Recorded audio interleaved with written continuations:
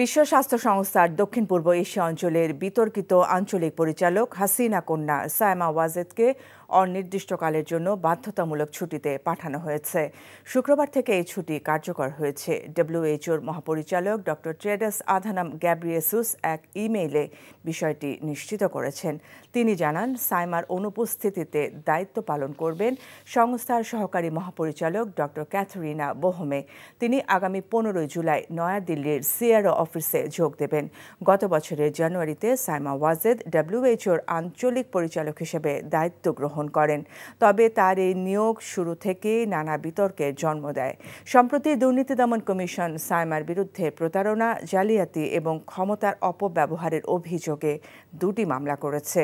অভিযোগ অনুযায়ী তিনি তার শিক্ষাগত যোগ্যতা নিয়ে মিথ্যা তথ্য দিয়েছেন এবং বঙ্গবন্ধু শেখ মুজিব মেডিকেল বিশ্ববিদ্যালয়ে একটি গুরুত্বপূর্ণ পদে থাকার দাবি করলেও বিশ্ববিদ্যালয় কর্তৃপক্ষ তা অস্বীকার করেছে।